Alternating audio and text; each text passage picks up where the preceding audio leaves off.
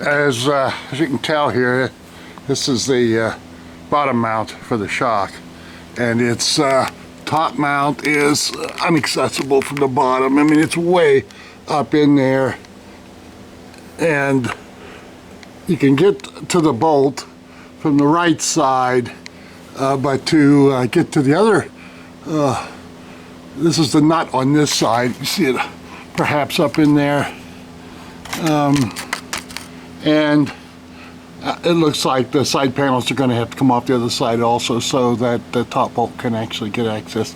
Now once those are done, I think it will lower right down through here, but I've got to figure out, I'm assuming I'm going to have to suspend the rear wheel, and I'll have to look at how to set that up on this lift before I proceed.